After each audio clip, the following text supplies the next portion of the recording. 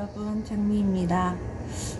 오늘은 저의 대장 내시경 결과와 함께 그 다음에 오늘 베체트 그리고 크론병, 궤양성 대장염에 대해서 이야기를 좀 해보려고 해요. 제가 베체트가 있기 때문에 항상 동반돼서 걱정이 되는 질병 중에 하나가 크론병과 궤양성 대장염입니다. 베체트는 혈관을 따라서 일어나는 염증이기 때문에 온 몸을 다 돌아다니면서 염증을 일으켜요. 그리고 궤양성 대장염, 크론병하고도 연관이 있는 걸로도 알고 있습니다. 대장 내시경 결과 대장과 위에 염증과 종양은 없다, 이렇게 판단이 되었고요. 설사와 복통, 3개월이 넘게 제가 설사를 했어요. 그리고 복통에 시달렸고요. 근데 그 이유는 제가 많은 약들을 먹고 있잖아요. 그 약에 대한 부작용 및 그 다음에 수술 후유증일 거라고 선생님이 얘기하셨습니다. 그리고 베체트의 판정 기준이 있어요. 오늘은 베체트에 대해서 좀 더 이야기를 하려고 해요. 베체트라는 병의 이름은 베체트를 체계적으로 정리한 박사의 이름이에요. 근데 베체트에 걸리면요, 반복적인 그 다음에 구강에 궤양이 생깁니다. 그리고 1년에 3차례 이상이 이것이 반복적으로 일어납니다. 그리고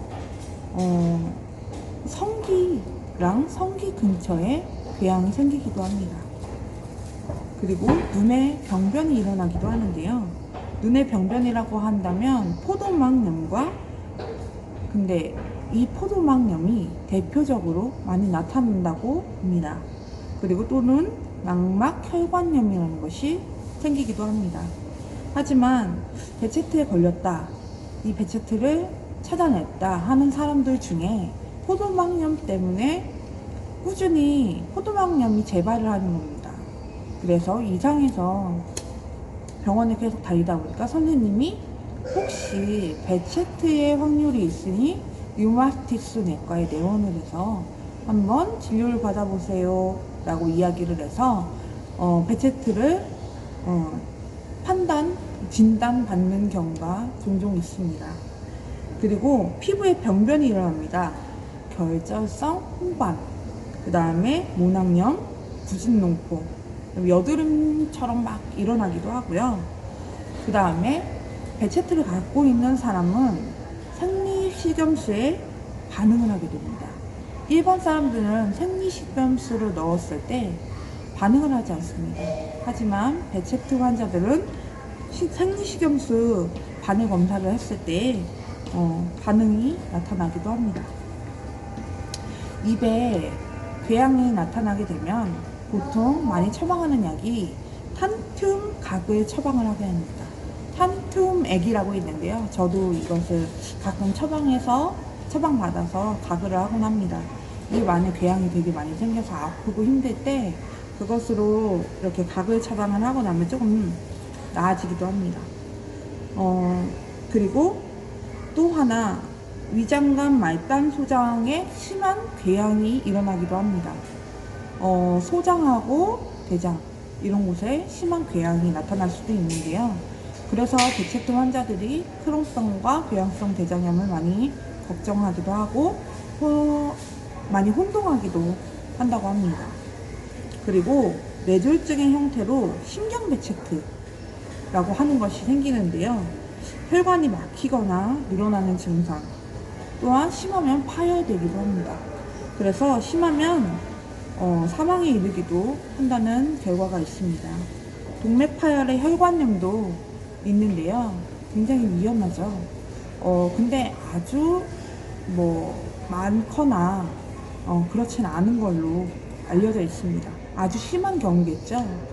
그리고 베체트의 원인은요, 면역 이상, 그 다음에 유전적인 소인의, 그 다음에 간염으로 판단되어져 있습니다. 베체트는 전신성 혈관염으로 분류되어 있고요. 하지만 정확한 이유는 아직 밝혀지지 않았습니다. 베체트의 진단은 종합적으로 판단이 되어지는데요. 앞에 이야기한 증상들을 이제 임상적인 증상들을 보고서 판단을 하고요. 그 다음에 베체트 유전자 검사도 하긴 하는데요. 그런 것들을 없는 사람들이 훨씬 더 많은 것 같아요. 그래서 저도 임상적인 걸로 먼저 진단을 받았던 경험이 있습니다. 그리고 치료제로는 구강성 궤양 치료제, 코리친이나 그 다음에 스테로이드제보다 이게 코리친이라는 약이 조금 약하지만 많은 사람들한테 효과를 보인다고 합니다.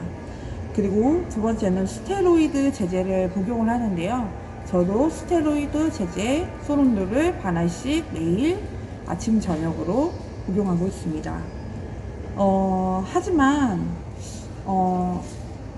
이 약을 스테로이드 제제를 많이 먹고 바르면 효과는 좋지만 부작용이 따르게 되어 있습니다.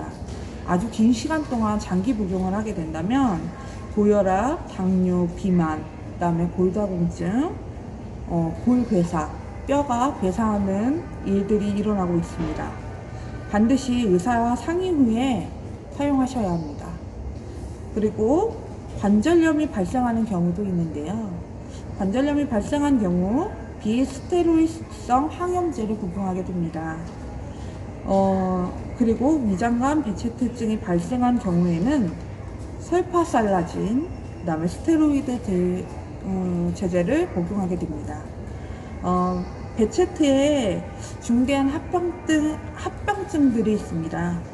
포도막염, 그 다음에 신경계 베체트, 그 다음에 혈관염, 이럴 경우에는 면역억제제를 사용합니다.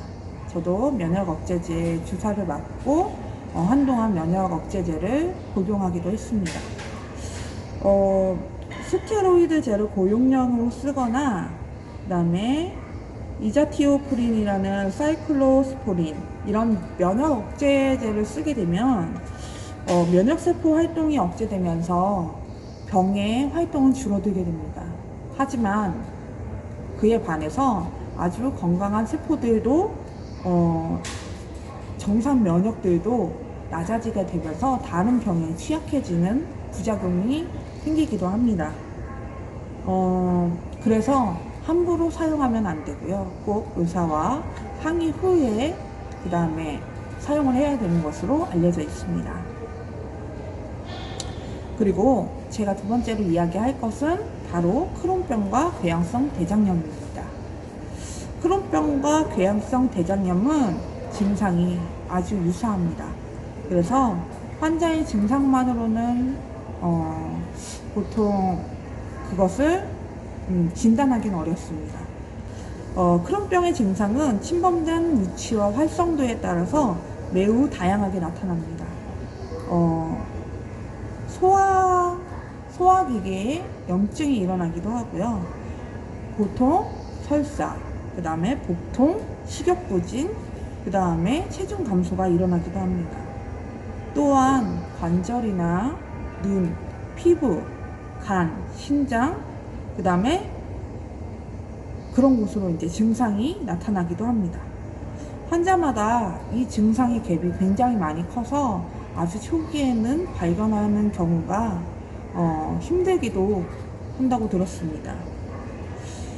사람마다 어떤 사람은 천천히 진행이 되는 반면에 어떤 사람은 급속하게 아주 급성으로 병이 진행되는 경우도 많습니다. 궤양성 대장염도 이와 증상이 비슷합니다. 크론병이 통증이 더 심한 경우가 많고요. 예후가 나빠서 수술로 이르는 경우가 많습니다. 이 크론병에 걸린 사람의 대표적인 인물로 꼽히는 사람이 있는데요.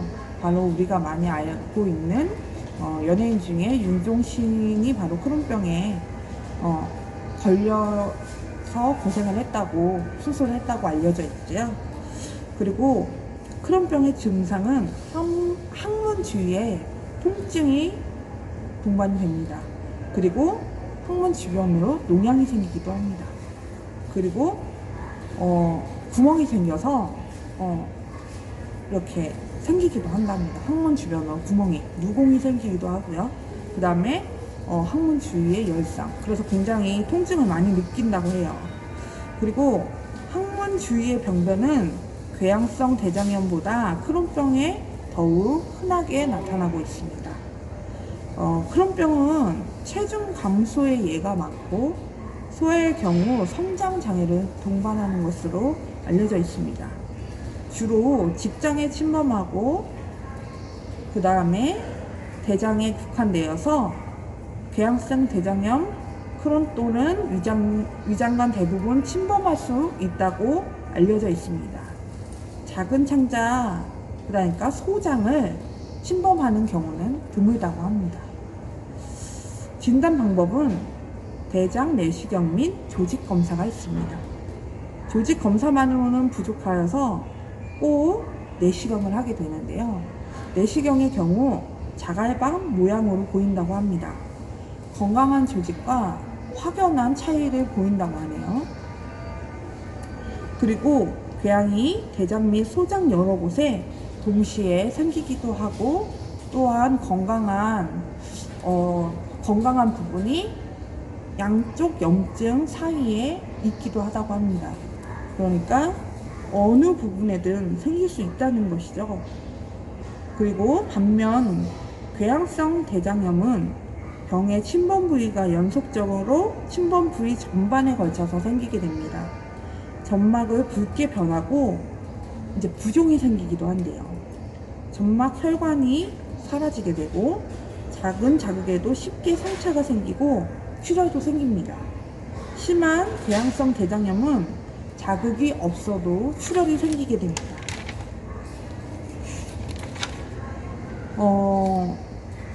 제가 이제 많은 사람들이 궁금해하는 궤양성 대장염에 대한 사람들이 궁금해하는 Q&A를 가져왔습니다. 이 결과는요, 질병관리본부에서 가지고 왔습니다.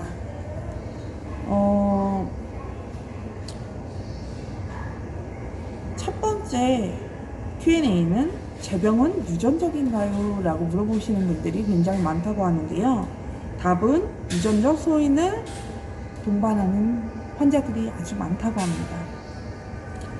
가능성 있는 유전자 이상이 발견은 되었지만 또한 한 가지 유전적 이상으로 발병을 하거나 병의 유형을 결정짓는 결정적인 단서라고도 또 이것을 판단하지는 또 못한다고 하네요. 그러니까 참 어렵죠. 유전적인 소인은 보이는 것으로 보이지만 또한 그 한 가지 유전적인 소인으로 궤양성 대장염이 발병을 한다, 또한 이렇게 볼 수 없다. 참 애매한 답이죠. 그리고 두 번째는 저는 군대가 면제될 수 있을까요? 남자 환자들에 대해서 많은 이런 질문들을 받게 된다고 합니다. 국방부령 제728호에 의해서 징병검사 규칙에 따르면 크론병과 궤양성 대장염은 특이성 염증성 장질환에 구분되어서 5급 판정을 받게 된다고 합니다. 병사용 진단서, 조직검사지, 슬라이드, 그 다음에 의무 기록지를 첨부하여서 제출하게 되면 국방부에 속한 의무관이, 그러니까 군의관이 심사 후에 면제 처리를 한다고 합니다. 많은 분들이 이런 것들을 많이 궁금해 하세요. 희귀 질환을 갖고 있는 분들은 군대에 가는 것이 굉장히 부담스러울 것 같아요. 제가 남자라도 굉장히 부담스러울 것 같거든요. 이런 것들이 법령으로 정해져 있대요. 그러니까 남자 혹시 크론병이나 궤양성 대장염의 환자분들은 이것들을 잘 첨부하여서 진단서를 첨부하고 하셔서 꼭 군대 면제를 받을 수 있었으면 좋겠습니다. 그리고 세 번째는 저는 결혼을 할 수 있을까요? 많은 희귀 난치 질환자들이 갖고 있는 질문이 아닐까요? 제가 먼저 올렸던 임신과 출산과 함께 가장 걱정되는 것, 바로 결혼일 것 같아요. 결혼은 뭐 설사, 혈관, 혈변, 뭐 그리고 체중 감소로 인해서 신체적 모습이 변하다 보니까 사람이 자존감이 낮아지고 그다음에 자신감도 없어지고 막 사람이 위축되고 심리적으로 막 우울증도 오고 이렇게 되면서 많은 사람들이 대인기피증에 시달리기도 한다고 얘기를 하는데 그래서 이런 것들이 연애나 또한 결혼을 하신 이미 그런 분들이 부부 관계에서 심한 공포감을 느낀다고 해요. 제가 생각했을 때 제가 만약에 그런 게 있다면 저도 약간 처음엔 위축이 돼서 굉장히 우울하고 우울증이 굉장히 심해서 저는 자살 시도도 2번을 했거든요. 그래서 그 마음을 너무너무 잘 이해할 것 같아요. 그리고 실제 부부 관계 시에 여성 환자의 경우에 성교통이 유발이 되어서 기피하는 경향이 생기기도 한답니다. 그래서 약물 사용으로 인하여서 질의 칸디다 증후군이라고 해서 그런 것들이 생기기도 한다고 합니다. 질염이라고 보통 얘기하고 그런 것들을 얘기를 하는데 그런 것들이 생기기도 하여서 심리적 부담감을 많이 느낀다고 어려움들을 환자들이 많이 호소한다고 하네요. 그리고 남성의 경우에는 환자 대상 연구에 의하면 자녀 수가 적은 것으로 알려져 있다고 합니다. 그러나 심한 합병증 및 중증의 경우 심리적인 지지가 매우 중요하다고 합니다. 중증보다 경증의 환자가 훨씬 더 많기 때문에 심리적인 지지와 그 다음에 격려 이런 것을 받게 된다면 영구적 폐장루 조성술 이런 거를 받은 미국의 설문조사 그 다음에 연구 결과에 의하면 그런 환자들 중에서 뭐 성생활에 만족한 경우가 굉장히 많다고 합니다. 그러니까 환자라고 미리 위축될 필요는 전혀 없다고 생각해요. 그리고 당당하게 그리고 내가 이러지만 서로 부부가 합심해서 그리고 연애하는 나의 여자친구, 남자친구를 심리적으로 지지해주다 보면 더 좋은 효과를 볼 거라고 저는 생각을 합니다. 4번째는 내가 정상적인 아이를 낳을 수 있을까요? 라는 질문입니다. 궤장성 대장염의 경우 일반인과 임신율에 크게 차이가 없는 것으로 알려져 있습니다. 그러나 전대장 절제술의 수술적 치료를 받은 경우 여성의 경우입니다. 수술 후 골반 유착이 매우 심해지는 경우가 있고요. 또한 불임률이 높아지는 것으로 알려져 있습니다. 설파살라진을 복용하는 경우 남자는 정자수가 많이 감소하게 되고 그 다음에 약물 중단 후에는 3주 이상이 지난 후에는 정상적으로 돌아온다고 하네요. 그러니까 좀 걱정은 많이 안 하셔도 될 것 같습니다. 그리고 산모나 태아에 있어서 임신 당시가 굉장히 중요하다고 하는데요. 임신 당시 질병의 활성도가 아주 중요하다고 합니다. 임신 당시에 대장염에 관해 이 대장염이 관해 상태인 경우가 있습니다. 관해란 그 대장염이 잠시 활동을 멈추는 것을 이야기합니다. 모든 병이 관해라는 것이 있는데요. 병이 활성도가 아주 깊이 아주 활성도가 높게 일어나다가 그런 것들이 잠시 멈추는 경우가 있습니다. 그 경우에 관해 상태인 경우에는 임신 기간과 임신 후에도 관해가 유지되는 경우가 아주 높다고 하네요.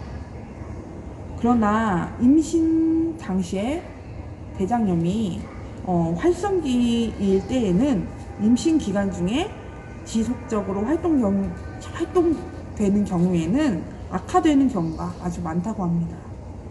그래서 궤양성 대장염 환자 임신의 경우 초기 3개월 내에 악화되는 경우가 아주 많다고 하네요. 그리고 관해가 유지되는 경우 건강한 아이를 낳을 확률이 높다는 연구 결과가 있다고 하네요. 따라서 임신 전 의사와 상담하고 대장염이 잘 조절된 상태에서, 그러니까 대장염이 많이 활성화가 되지 않은 상태에서 임신을 하는 것이 아주 중요하다고 보여집니다. 그리고 대규모 지역사회 연구에 따르면 궤양성 대장염이 저체중아를 출산할 수는 있지만 선천성 기형아 확률은 더 높지 않고 일반인보다 더 높지는 않고요. 유산하는 확률도 더 높지 않다고 합니다. 그리고 임신 시 치료 아미노살리실레이트가 태반과 그 다음에 모유를 다 통과하지만 태아미 신생아에게 미치는 영향이 적고 질병의 중증도가 더 높아서 치료를 중단하는 경우보다 지속적 치료가 더 안전하다고 그렇게 알려져 있다고 하네요. 그러니까 태아를 위해서 약을 중단하는 것보다는 환자 본인이 궤양성 대장염이 더 심해져서 임신했을 때 대장염이 활성화가 되어서 태아나 본인의 몸에 타격이 오는 것보다는 약을 지속적으로 복용하면서 그 대장염이 심해지지 않게 조절하는 것이 환자와 태아에 모두 더 안전한 것으로 알려져 있는 것으로 연구 결과가 있다고 하네요.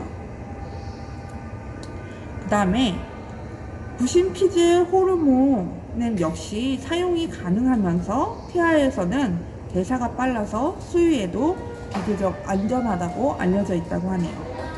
하지만 면역 억제제는 의사의 권유로 이렇게 많이 복용을 하지 않는다고 하네요. 안정성에 대해서 의사들도 많이 그것을 장담하지 못한다고 해요. 그래서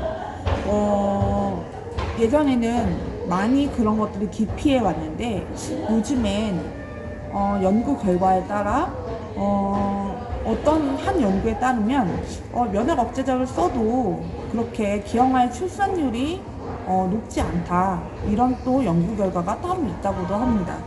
하지만 제가 봤을 땐 면역 억제제는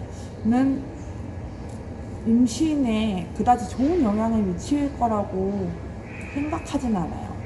제 본인의 판단입니다. 이거는 저는 아이를 셋을 낳으면서 약을 다 끊어봤잖아요.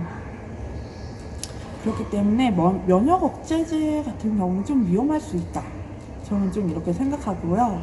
앞에 이야기했던 아미노살리실레이트나 이런 약들을 복용하면서 조절하는 것이 더 좋다고 여겨집니다.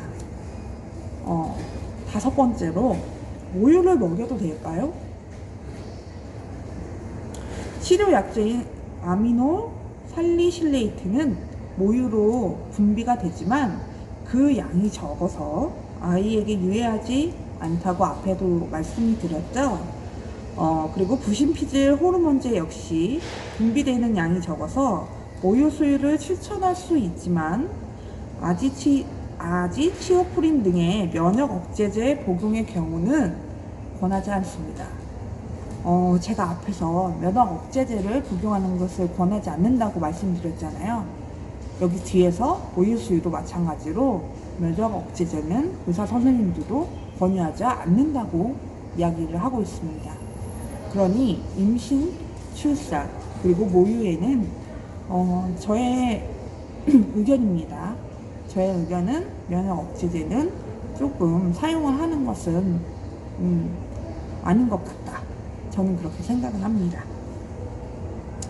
그리고 여섯 번째, 이게 가장 또 중요한 문제 중에 군대 다음에 가장 중요한 문제 같아요. 먹고 사는 문제. 직장에 저는 계속 다닐 수 있을까요? 무작위 취출해서 염증성 장질환 환자들을 6년간 추적 조사한 설문이 있다고 합니다. 여기에서 53%는 직장에 변동이 없었다고 합니다. 그리고 25%는 직장 및 시간 조절을 했다고 하고요. 더 편한 곳으로 이직한 경우는 또 조기 퇴직 이런 것을 한 것은 4.2%에 그쳤다고 합니다. 그리고 건강상의 이유는 그렇게 많이 없다고 하네요. 그리고 77%는 고용주에게 밝히는 게 오히려 도움이 되었다. 주변 사람들이 내가 이런 병이 있어요 라고 얘기를 했을 때 오히려 그거를 배려해주고 그거에 대해서 또 조금 더 배려받고 도움을 받을 수 있었다. 이렇게 설문에 응했다고 하네요. 그리고 57%는 또 동일인과 일반인과 동일하게 승진을 했다고 합니다. 그리고 차별 대우를 받은 경우는 공공시설이나 식품을 다루는 뭐 직장이나 이런 곳에서는 조금 기피를 하는 경우가 있나 봐요. 그래서 그런 직업의 경우 뭐 설문 경우에서는 4명 정도가 조금 차별 대우를 받았다고 하네요. 조금 씁쓸하네요. 이런 부분은.